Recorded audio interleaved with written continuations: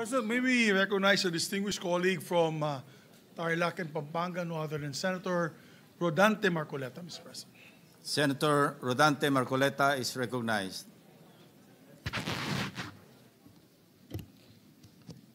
Marami pong salamat, Mr. President.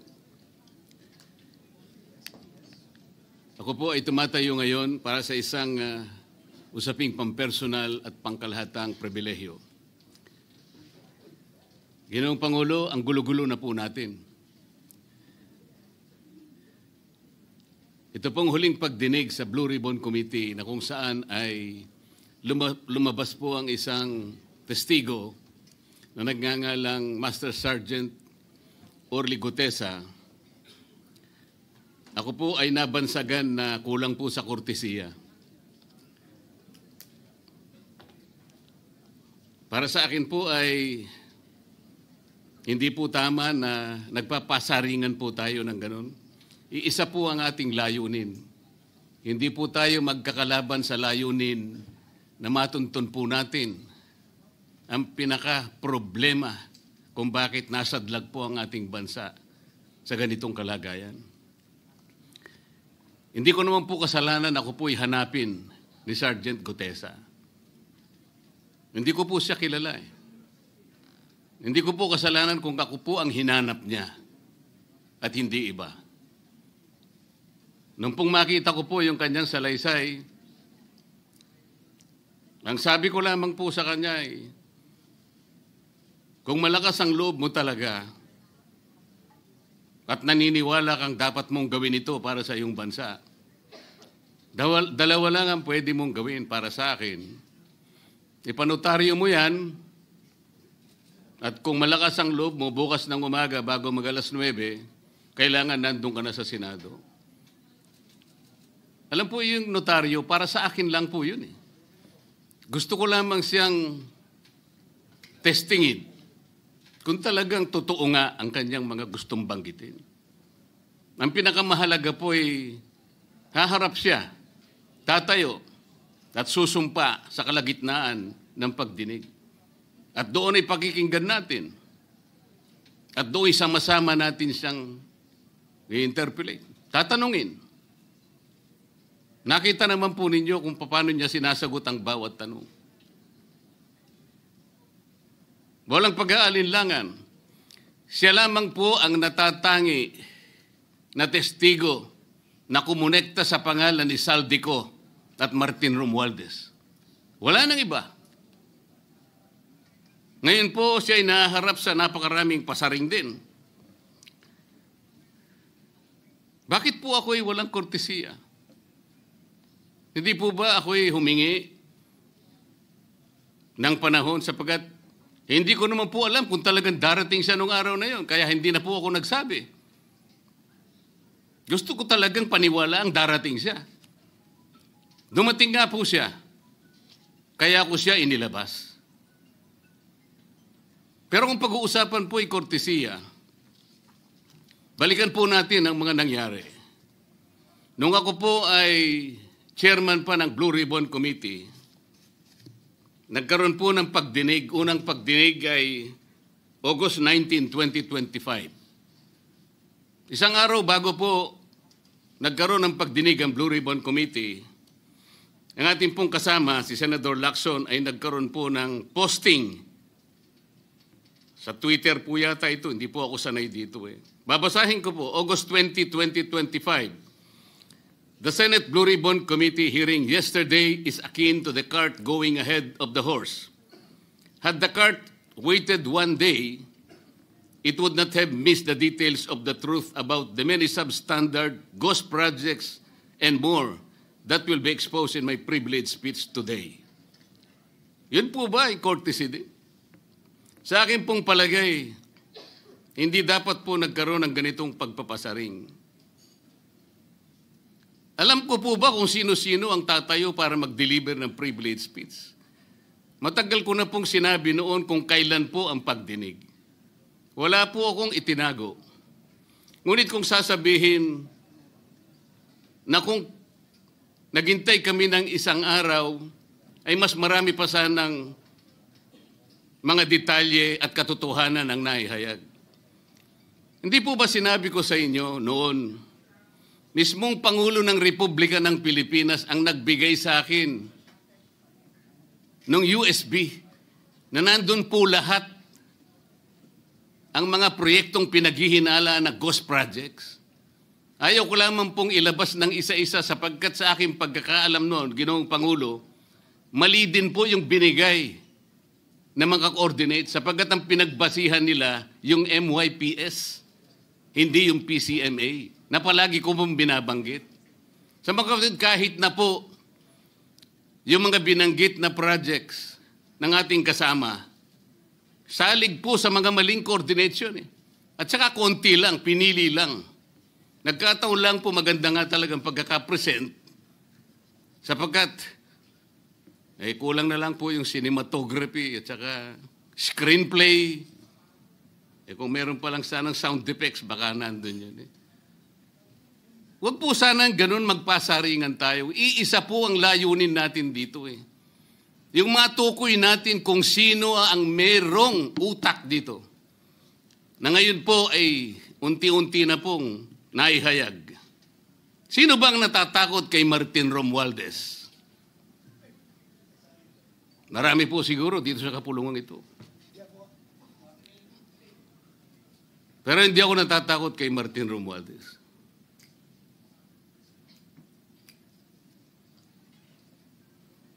Ngayon po, kino-question po yung notarization ng statement ni Gutesa. Dahil yung babae po, yung abogadong babae, nag-notarize, tinalikuran po niya ang kanyang signature, yung kanyang pirma. Nandyan po ba yung assistant natin para ipakita po natin? Ayan po yung huling bahagi ng dokumentong ninotaryo doon sa opisina ng abogadang babae na ngayon ay tinatalikuran niya ang kanyang pirma. Doon sa right side po, ayan po yung ninotaryo sa dokumento ni Gutesa. Yung kaliwa po ay iba pong dokumento. Tingnan po ninyo yung pagkakahawig. Ibig po ba ninyong sabihin, Ginoong Pangulo, yun pong notarial details, na yun po yung kulay blue, na kung saan nandyan yung PTR, nandyan po yung MCLE number, nandyan po yung kanyang roll number, ang kanyang address. Nakuha po ba ni Gutesa mula sa opisina ng abogada at in-stamp niya? Pagkatapos po yung detalye na nasa bandang kaliwa na kung saan makikita nyo document number, page number, book number, series of 2025. Makukuha po ba ni Gutesa mula sa libro, mula sa notarial register ng abogado? Paano niya makukuha? Tingnan po ninyo yung kabila, ganun din. Bakit po natin hahanapan ngayon si Gutesa at sasabihin pa natin dahil lamang tinalikuran ng babaeng nagnotaryo ang kanyang pirma? Pangkaraniwan na po kasi, Ginoong Pangulo, kahit pumunta kayo sa maraming lugar na kung saan nagnunotaryo, hindi nyo po makikita roon ang abogado. Iaabot nyo lang sa kanyang papel ninyo, pagkatapos isosoli niya sa iyo, pagkatapos nyo magbayad. Itatanong po ba ni Ginoong Gutesa, bago siya umalis, tatanungin po ba niya doon sa babaeng kausap niya kung sino man yun, Madam, kayo po bang may pirma nito? Wala pong ganun eh. Ngayon, kung tatalikuran po ng abogado na yon ang kanyang pirma, ako na po mismo ang magdidirect ng prosecution sa kanya para ma-disbar siya. Sapagkat ginagamit po niya yung opisina na yon. Pakita po ba natin, pwede po nating ipakita yung opisina, yung kanya, ayan po yung kanyang lugar. Ang opisina po niya ay sa Ermita, ngunit yan po ay ginagamit niyang address. Ayan po makikita ninyo. Notary Public 24/7. Ibig nyo sabihin, nandyan at hindi na natutulog yung abogado na yan. Sigurado meron isang tao dyan na pumipirma. At ginagaya na lamang ng kanyang staff o secretary yung pirma niya. Ganyan po palagi. Kalakaran. Kalakaran, ngunit hindi tama. Sapagkat sa batas po ng notaryo, kailangan nakaharap po yung magnunotaryo sa nagpapanotaryo. Bakit po niya ngayon sinabi na hindi niya pirma yon? Marang hindi niya pirma. Ngunit, tinayaan niya kung sino man ang taong iyon na ipirma yung dokumento. Kagaya po ng nasabi ko, naging academic na po yung notaryo. Sapagkat ang tao ay tumayo sa ating kapulungan. Binasa niya yung kanyang statement. Yung mga bayarang media nga po, sinasabi pa kino-quotes ko pa Bakit ko po siya sinabihan na dahan-dahan siya?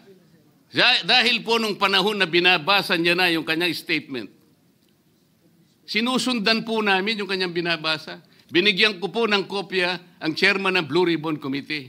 Binigyan ko ng kopya ang ating Senate President at yung aking katabi si Senator Gatchalian dahil 4 lamang pong original ang meron kami. Yung binabasa pala niya ay Xerox copy kaya may naputol sa baba. Gusto ko lamang pong ma-record ng totohanan. Dahil doon sa umpisa po niya, merong isang linya po siyang nalaktawan. Alam po ito ng mga kasama natin na sinusundan po habang binabasa namin. Doon sa pangalawa po, 2 linya naman po ang nalaktawan niya. Kaya gusto ko lamang pong maging maayos ang pagre-record ng kanyang statement. Ano po sabi ng mga bayarang media? Hindi ko naman po nila lahat. Kaya ako po hindi nagpapa-interview sa kanila Alam ko po ang karakter ng ating media ngayon. Nakakaawa na po ang kalagayan. Binanggit na po ng dating Senate President ang nangyari do sa statement ni Diskaya. Siya ang kauna-unahang nagbigay ng statement na kung saan binanggit ang 17 congressmen. Ngunit nakakapagtaka. Hindi na po natin tinutuntun yung 17 na yon. Kagaya na nga sinabi ng Senate President, napupunta na, natutuon na yung pagtuntun sa mga kasama natin dito. Bakit po? Natatakot ba tayo kay Martin Romualdez? Siguro po, yung iba sa inyo natatakot. Ginoong Pangulo, naghalo na po ang balat sa tinalupan. Bakit po? Ngayon ko lamang po nakita sa pagdinig ng Blue Ribbon Committee. Nandun po yung Justice Secretary. Hindi pa po natin natatapos na pagtatanungin yung respondent, yung resource person, na tayo po ang merong legal and physical custody. Hindi ko maintindihan kung bakit dadalhin niya sa kanyang opisina at pagbalik niya, meron na siyang supplemental affidavit. Ano po ba itong nangyayari sa atin? Meron na ba tayong alituntunin? Meron na ba tayong agreement sa pagitan ng DOJ at ang pag-imbestigang ginagawa natin sa Blue Ribbon Committee? Hindi ko na po maintindihan kung ang Blue Ribbon Committee is the investigative arm of the Department of Justice. Ang sabi ko po nung nasa 5 pagdinig pa lang tayo, sapagkat nakikita ko na po ito, kaya po naghangad pa ako sa ating chairman no na sana'y paraanin niya ako, meron lang akong gustong isang guni muna at pag-usapan sana muna. Hindi naman po ako nabigyan ng pagkakataon kaya nagkaroon pa po ng konting sagutan doon. Ito po yung gusto ko sanang ayusin muna, pag-usapan muna natin. Lalong-lalo na po ang kaugnayan natin sa bagong tatag na ICI, Independent Commission on Infrastructure. Ano po bang ugnayan natin dito? Hindi po ba tayo mag-uusap muna? Hindi ba tayo gagawa ng regulasyon muna? Meron po tayong mga doktrinang isinasaalang-alang. Nasaan na po ang institutional boundaries? Nasaan na po ang separation of powers? Nasaan na po ang system of checks and balances? Di ba natin isasaalang-alang ito? Dadalawang tao lamang po ba ang mamamagitan sa pagitan ng mga institusyon na ito? At mawawala na po kami sa picture? Are we supposed to be kept in the dark, Mr. President? Yung po, kung mo ba sinabi ng ICI na isa sa kanilang mga poder, kapag ka nag-request po sila, makakakuha sila ng impormasyon sa House of Representatives, sa Senate, sa korte, sa sandigang bayan, at kahit sinong otoridad. Ibig ba sabihin wala na tayong opsyon na tumanggi? Kailangan po natin pag-usapan muna yon. Ang nangyayari po sabog-sabog na po eh. Baka nga yun ang isang dahilan kung bakit nag-resign po yung advisor na si Mayor Magalong ng Baguio. Yung pong mga pasaring, ito po yung nakakapagbigay sa atin ng hindi naman kailangang pag-aaway-away o pag-aalitan. Hindi po maganda sa ating panig ito. Tingnan lamang po natin yung interview sa DCMM ng ating kasamahan, chairman ng Blue Ribbon Committee, ng mga host ay si Victoria Tulad at si Christian Yosores noong September 28, 2025. Ang tanong po nila, ilang hearings pa ang nakikita ninyong gagawin ninyo? Ang sagot po ng ating kasama, Senator Lacson, yun ang hindi ko pa masabi. Dahil kung may bagong lumalabas na mga testigo at masustansya yung sasabihin, meron pang mga kakulangan na dapat na mapunuan, magtawag tayo ng pagdinig. Tama naman po yun. Pero ito pong pangalawang saknong, ang sabi po, pero kung paulit-ulit lang at masa-sidetrack o kaya palihis yung direksyon ng inquiry, yun ang i-assess namin kasi medyo lumihis na. Ano po yung lumihis? September 28, dito lumabas si Master Sergeant Orly Gutesa. Lumihis po ba o dumiretso? Mula kay Saldico, ikinonekta po niya kay Martin Romualdez. Sa akin palagay, dumiretso po, hindi tayo lumihis eh. Pagkatapos tinanong pa po, do you think po, coach po si Gutesa? At iba pong observation, baka si Senator Rodante Marcoleta dahil parang sinabihan siya nung nagbabasa siya. O nalimutan mo, balikan mo itong paragraph na ito. Naipaliwanag ko na po kung bakit ko lamang sa sinansala at sinabi kong balikan mo sapagkat meron nga po siyang nalalaktawan base po sa sinusundan namin na binabasa niya na dokumento. Ang sagot po ni Senator Lacson, medyo natawa pa nga siya, kayo nang humusga sa lahat ng yan, tayo nag-viral na. Siguro, ang sasabihin ko na lang, yung hula nyo, yun ang hula ko. O hula ko, hula nyo. Parang, your guess is as good as mine. Hindi po maganda yung inference eh. Parang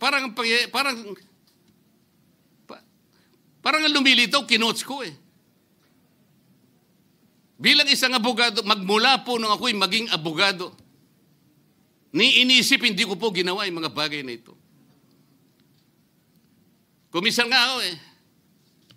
Hindi na abogado, sila pa yung nagsasabi eh. Katulad po ni Saldico.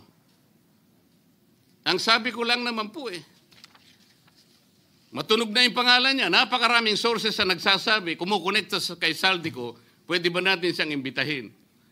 Ang sabi po, hindi na raw siya imbitahin because of interparliamentary courtesy.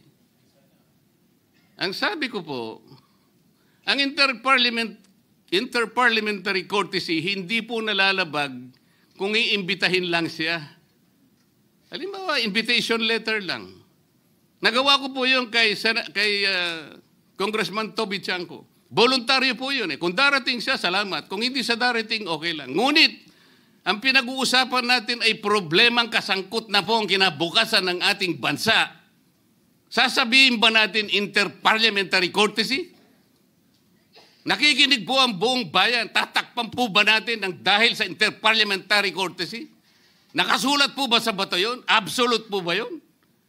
Yun po yung aking ikinasasama ng loob eh. Hindi po tayo dapat mag-away-away. Iisa po ang ating layunin. Ang ating bansa ang pinaka-importante sa ating lahat. Bakit po kinakailangang ilihis natin? Bakit po tayo gagawa ng paraan para pagtakpan po natin ang hindi dapat pagtakpan? Ginoong Pangulo, ngayon po'y masasabi ko, si Master Sergeant Orly Gutesa ay mas credible pa po kaysa sa marami sa atin dito sa kapulungan ito. Si Master Sergeant Orly Gutesa, mas matapang kaysa sa mas marami dito sa ating kapulungan. Maraming salamat po, Ginoong Pangulo. Thank you, Senator Marcoleta. Majority Leader.